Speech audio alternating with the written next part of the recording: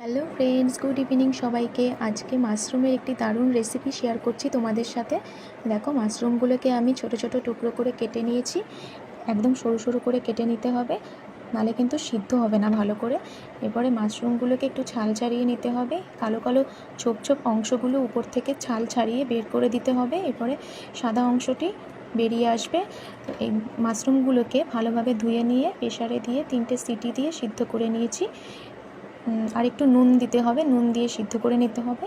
এবারে পেঁয়াজ কুচো করে নিয়েছি, টমেটো কুচি নিয়েছি, গোটা কয়েক রসুন, জিরে, ধনে, কাঁচা লঙ্কা এগুলো পেস্ট করে নিয়েছি। এরপরে কড়াই গরম হলে গোটা জিরে, গোটা গরম মশলা, তেজপাতা, শুকনো লঙ্কা ফোড়ন দিয়ে পেঁয়াজগুলোকে ভেজে নিতে হবে ভালো করে। এরপরে টমেটো কুচি দিয়ে দিতে হবে, টমেটো কুচি দিয়ে একটু নুন দিয়ে হলুদ পরিমাণ মতো দিয়ে ভালো করে কষিয়ে নিতে হবে। তারপরে আমি টমেটোটার জল ছেড়ে দিলে এরপরে আমি যে মশলার পেস্টটি বানিয়েছিলাম সেটি দিয়ে দিয়েছি।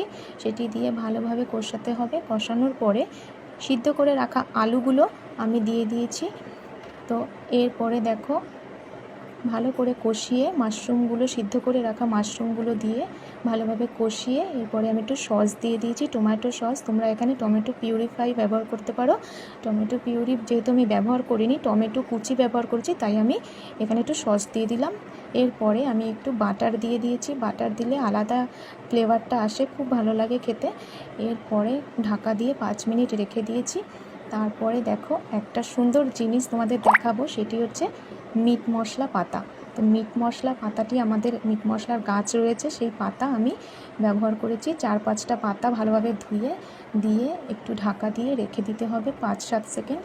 5-7 সেকেন্ড পরে দেখো, পাতাগুলো একদমই নরম হয়ে গেছে আর এর গন্ধ, ফ্লেভারটা পুরো ঝোলের মধ্যে চলে গেছে। তো এরপরে পাতাগুলো তুলে একটা পাতা রেখে দিয়েছি। তারপরে দেখো, গরম মশলা ছড়িয়ে সার্ভ করে দাও। Mushroom ready. তো দেখো কেমন লাগলো বন্ধুরা, কমেন্টে জানাও। Bye, tata.